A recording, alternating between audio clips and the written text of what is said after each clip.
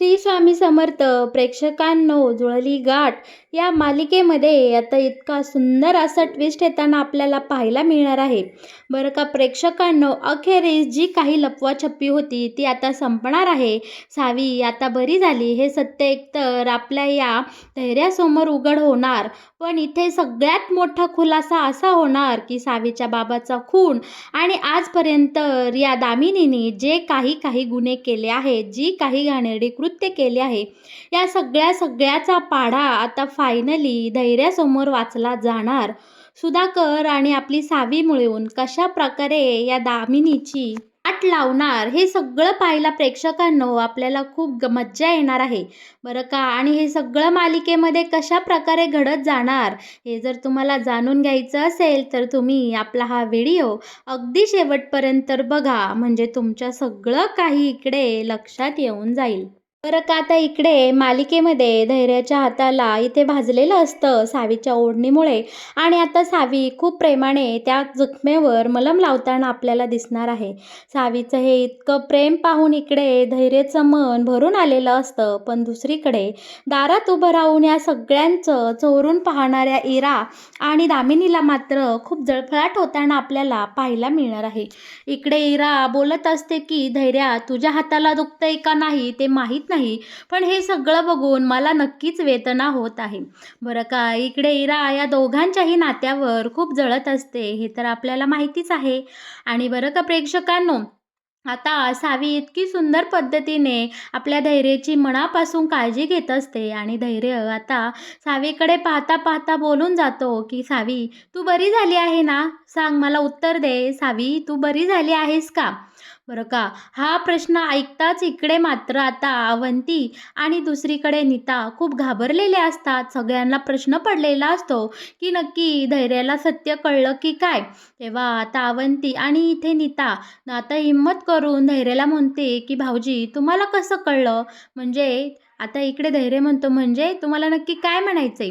तेव्हा आता इकडे नीता बोलली की तुम्हाला का वाटतंय असं की सावी बरी झाली? कसं काय? तुम्ही हा प्रश्न कसा विचारला? तेव्हा बरं का प्रेक्षकांनो, आता इकडे आपला हा धैर्य असताना तो बोलतो की वहिनी, मला सारखं असं वाटतं की सावी बरी व्हावा आणि सावी माझ्यासोबत पहिल्यासारखी वागावी. मला असंच वाटलं, कारण सावी माझी किती प्रेमाने काळजी करते.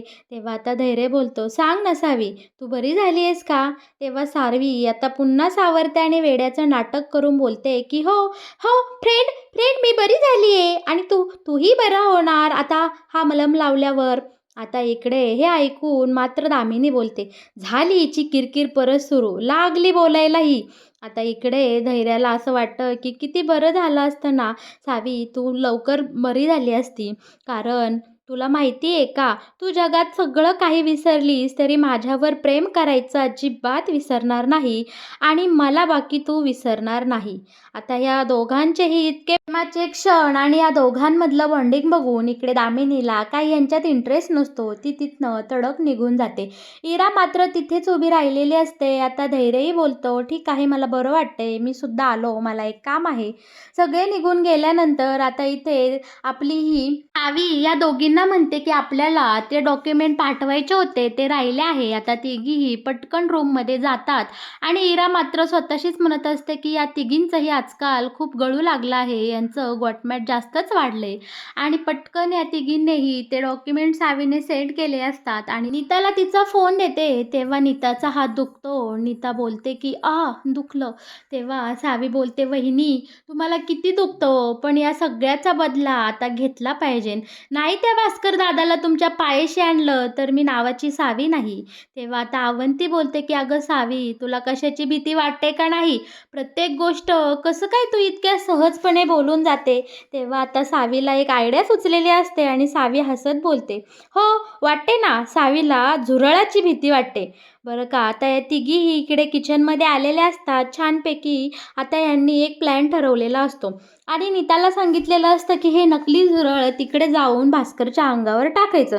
पण नीताकडे मात्र हिंमत नसते. ती एकदा जाते खरी तिथं, पण ती घाबरते. त्यानंतर पुन्हा इकडे भास्कर बोलतो, "काय काम आहे? का माझ्या पाठीमागे येऊन थांबली?" तेव्हा आता इकडे नीता बोलते, "अहो नाही, तिकडं रूमकडं चालले होते आणि तेव्हा मी इथून चालले आणि तुम्ही पाहिलं." तेव्हा भास्कर बोलतो, "ठीक आहे, जा माझ्यासाठी पाणी घेऊन ये." आणि आता नीता पुन्हा जाते. ह्या तिघींकडनं हिंमत गोळा करते आणि पुन्हा इथे भास्करजवळ येते. भास्करच्या अंगावर झुरळ टाकते आणि त्याला पाणीही देते. आता लांबून सावीने तिचं नाटक सुरू केलेलं असतं. सावी बोलते, "झुरळ, झुरळ, झुरळ." तेव्हा भास्कर बोलतो, "कुठे झुरळ? अहो तुमच्या शर्टवर झुरळ." आणि सावीने हातामध्ये जो काही दांडूक घेतलेला असतं, त्या काठीने सावी या आता भास्करची अंगली अशी धुलाई करते की त्याला मारत हाणत डायरेक्ट इथे नीताच्या पायावर घेऊन आलेली असते. आता नीताला मात्र तिच्या सगळ्या गुन्ह्याचा म्हणजे तिच्यावर झालेल्या सगळ्या अन्यायाचा आता इथे बदला घेतल्याचं समाधान मिळालेलं असतं आणि इकडे सगळे जमलेले असतात. पण सावीला पकडायची हिंमत मात्र कुणी करत नसते. इराप, त्याच्यानंतर अवंती, नीता सगळे असतात. तिथे दामिनी येते. ती सावीला बोलत असते, "अगं सावी, तुझं काय चाललंय? बाजूला हो." पण सावीच्या मधी पडण्याची कुणी हिंमत करत नसतात आणि सावी मात्र आता या भास्करवर चांगलाच हात साफ करून घेते आणि त्याला चांगलाच चोप देताना आपल्याला पाहायला मिळणार आहे. तेव्हा धावत पळत आता तिथं धैर्य येतो. तेव्हा इकडे भास्कर बोलतो, "अरे धन्या, तुझ्या बायकोला आवर. अरे ती काय वेड्यागत करते, ती मला मारते. अरे तिला धर." तेव्हा आता इकडे धैर्य येतो आणि आपल्या सावीच्या हातातली काठी घेतो. सावीला बोलतो की, "सावी बाळा, तू का मारतेस दादाला?" तेव्हा सावी बोलते, "दादाच्या अंगावर झुरळ आहे म्हणून मी त्याला मारलं." तेव्हा आता इकडे धैर्य बोलतो, "कुठे आहे झुरळ?" तेव्हा इरा दाखवते, "हे झुरळ म्हणायचं का? हे तर खोटं आहे." आता इकडे धैर्य बोलतो, "अगं सावी, ते खोटं झुरळ होतं. असं वागायचं नाही बरं. परत नाही. दादाला सॉरी बोल." आता सावी इकडे आपल्या ह्या भास्करला सॉरी बोलते. बरं का, आता सावीने मात्र इकडे या भास्करला प्रमाणापेक्षा मारलेलं असतं. त्याला चांगलाच चोप दिलेला असतो. आता रडत-खडत हा भास्कर नीताकडे हात देतो आणि बोलतो की, "नीतू, बायको, मला हात दे, मला उठव." पण नीता मात्र इकडे तिच्या अपमानाचा पुरेपूर बदला घेते आणि बोलते की, "मी तुम्हाला कसा हात देणार? माझ्या हाताला तर लागलंय ना, जखम आहे." आता इकडे आपले अवंती आणि सावी मनातल्या मनात खूप हसत असतात, कारण ह्या तिघींचा प्लॅन एकदम यशस्वीरित्या इथे पार पडलेला असतो. आर्यालाही आनंद झालेला असतो की तिच्या आईवर जो काही इकडे अन्याय होत असतो त्या सगळ्याचा इथे बदला झालेला असतो. बरं का प्रेक्षकांनो, आता इकडे आपल्या धैर्याला फोन आलेला असतो, तो म्हणजे पोलिसांचा. पोलिसांनी धैर्याला सांगितलेलं असतं की, "साहेब, तुम्ही जो नंबर दिला आहे त्या नंबरचं लोकेशन ट्रॅप झालं आहे. आपण तिथे लवकरात लवकर जाऊ. आम्ही तुम्हाला त्या जागेचं लोकेशन पाठवतो. तुम्हीही तिथे तडक या." बरं का, आता धैर्या सगळं हे दामिनीसमोरच बोलतो आणि आता तो तिथनं निघून जातो. पण जाता सावीला सांगतो की, "सावी, असं वेड्यागत करायचं नाही आणि घरातल्या मोठ्या माणसांवर हात उचलायचा नाही. असं कोणावरही हाणामारी करायची नाही." सावी हो बोलते, पण इराचं मात्र या तिघींकडे बारीक लक्ष असतं. इरा आता इकडे सावीला बोलते, "का गं सावी, तुला सगळं आठवतंय ना? हे झुरळ कुठून आलं इथे?" आणि बरं का, जसा आपला धैर्य निघून जातो, तशी ही दामिनीही तिच्या खोलीमध्ये निघून जाते, कारण तिला पुढचा प्लॅन आखायचा असतो. आपल्या सावीलाही तिच्या पाठोपाठ जायचं असतं, पण ही इरा उगाचच आपल्या सावीचा वेळ खाऊपणा इथे करते आणि सावीला थांबवून घेते. तिची फालतूची प्रश्न इकडे सावीवर लादत असते. तेव्हा आता इथे मध्यस्थी करत नीता आणि अवंती बोलते की, "तुला काय करायचंय इरा? कशाला त्या बिचारीला एवढे प्रश्न विचारते?" तेव्हा आता इरा बोलते की, "ही तुमच्या दोघींनाही ओळखू लागली का? ही तुमच्या तिघांना ओळखते का?" याचा अर्थ या सावीला सगळं आठवते. पण सावीला मात्र तिकडे दामिनी नक्की फोनवर काय बोलते हे तिला ऐकायचं असतं, ट्रेस करायचं असतं. त्यामुळे ती ह्या इराच्या फालतू प्रश्नांची उत्तरं न देता तिथनं निघून जाते आणि खोलीत जाऊन पटकन दार बंद करून तो हेडफोन कानाला लावते. तोपर्यंत सावी या गोंधळात अडकलेली असते. तोपर्यंत इकडे दामिनीने पोलिसांना फोन करून सांगितलेलं असतं, की काहीही करून तो फोन इकडे माझ्या धैर्याच्या हाती लागता कामा नये. त्यांना तिथलं लोकेशन सापडलं आहे. सुधाकर कुठं आहे? सुधाकर कोणाच्याही हाताला लागता कामा नये. त्या फोनचं लोकेशन लवकरात लवकर गायब करा. तेव्हा इन्स्पेक्टर साहेब म्हणतात, की मी बाहेर आलो आहे. कारण कळल्याशिवाय मी कोणाचंही काम करत नाही. तेव्हा दामिनी बोलते, की हे सगळं सोडा. तुम्हाला किती पैसे आहेत तेवढं बोला. सगळं पैसे तुमच्याकडं पोचलं जाईल. फक्त मी सांगितलेलं काम एकदम चोख पार पडलं पाहिजे. आता सावी रूममध्ये जास्तवर दामिनीचं बऱ्यापैकी बोलणं झालेलं असतं. सावीला तिकडे खोलीमध्ये जायला इरामुळे उशीर होतो आणि जेव्हा सावी कानामध्ये ते हेडफोन घालते, तेव्हा फक्त सावीला एकच ऐकू येतं, ते म्हणजे की आपलं काम झालं पाहिजे.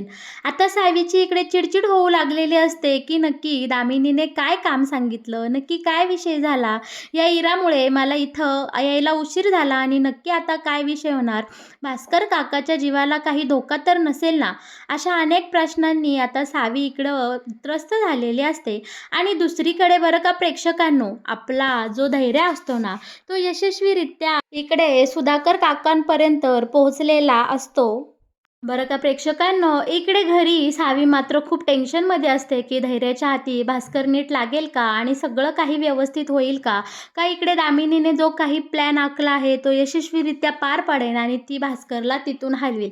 पण प्रेक्षकांनो, इकडे आता डायरेक्ट सावी आता वाटच पाहत बसलेली असते, की धैर्य एकदाचा कधी घरी येतोय. पण दुसरीकडे पोलिसांच्या मदतीने धैर्य सुधाकरला त्यांच्या तावडीतून सोडवलेला असतो आणि त्याला घेऊन डायरेक्ट थेट इथे घरी आलेला आपल्याला पाहायला मिळणार आहे. बरं का, जेव्हा भास्कर आणि धैर्य इथे दारातून आत येतात, तेव्हा सावी घाईघाईने पळत जाते आणि धैर्याला बोलते, धैर्य ठीक आहात ना? आणि सुधाकर काका तुम्ही कसे आहात? तुम्ही बरे आहात ना? काका तुम्ही बरे आहात ना? तुम्ही व्यवस्थित आहात ना? बरं का, सावीचा हा इतकं सुंदर व्यवस्थित बोलणं पाहून आता इकडे दामिनी बोलते, सावी याचा अर्थ तू बरी झाली आहेस? बरं का, आता मात्र इथे आता या दामिनीची पुरती वाट लागताना आपल्याला पाहायला मिळणार आहे. प्रेक्षकांनो, आता लगेच आपला धैर्य बोलतो, की हो सावी नीट झाली आहे आणि सावी एकदम व्यवस्थित आहे.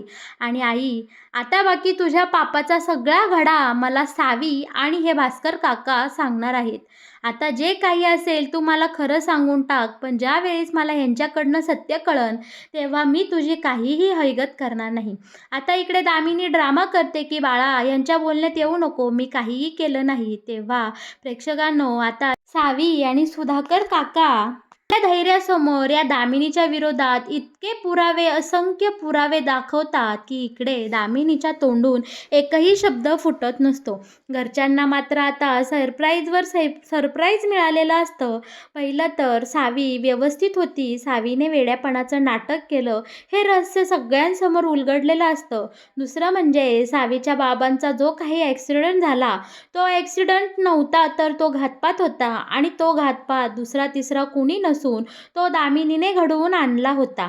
आणि या सगळ्याचा सगळ्यात मोठा चालता बोलता पुरावा म्हणजे ते असतात हे सुधाकर काका. सुधाकर काका आता सांगू लागतात, की हो सावीच्या वडिलांचा ॲक्सिडेंट माझ्यासमोरच झाला. तो माझा खूप चांगला मित्र होता. आणि मी खात्रीने 100% सांगू शकतो, की माझ्या सावीच्या बाबांचा इथे घातपात झाला आहे, तो ॲक्सिडेंट नव्हता. कारण मी माझ्या डोळ्यांनी तिथे दामिनीला पाहिलं होतं आणि दामिनीने जे काही केलं ते सगळं मला माहीत होतं. म्हणूनच तिने मला डायरेक्ट गायब केलं आणि मला किडनॅप करून एका अंधाऱ्या खोलीमध्ये ठेवलं. इतक्या दिवस मी तुमच्या कोणासमोर येऊ शकलो नाही आणि सावीच्या वडिलांच्या अपघाताचं हे रहस्य मी सांगू शकलो नाही. आणि एवढंच नाही तर धैर्य, तुझ्या या आईने खूप काही गुन्हे केले आहेत आणि ते आम्ही सांगणं खरं तर खूप अवघड आहे. कारण असंख्य गुन्हेगारी करणारी ही बाई तुझ्यासमोर एकदम चांगला भोळा मुखवटा घेऊन वावरते. तुझ्या आईची ही अनेक पापं आता तुझ्यासमोर येणार आहेत. त्यामुळे धैर्य, तू मनाची तयारी ठेव आणि याच्या पुढं काय निर्णय घ्यायचा हे तू ठरव.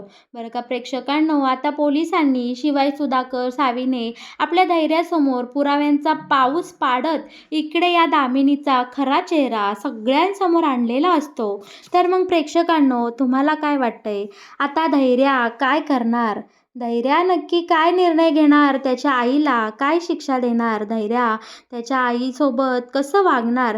हे जर तुम्हाला जाणून घ्यायचं असेल तर तुम्ही आपल्या या चॅनलला नक्की सबस्क्राईब करा आणि हो, व्हिडिओला लाईक केल्याशिवाय अजिबात कुठे जाऊ नका.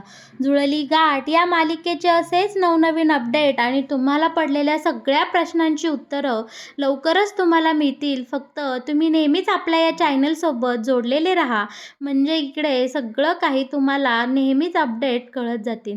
तर मग प्रेक्षकांनो, अशा प्रकारे आपल्या सावीला इकडे न्याय मिळालेला आपल्याला पाहायला मिळणार आहे आणि इतक्या दिवसाचं जे काही रहस्य इकडे दामिनीने सगळ्यांपासून लपवलं होतं आणि तिचा जो काही चांगला मुखवटा घेऊन ती सगळ्या समाजासमोर वावरत होती, तो आता अखेरीस फाडला जाणार आणि दामिनीचं रहस्य इकडे सगळ्यांसमोर उघड झालेलं आपल्याला दिसणार आहे.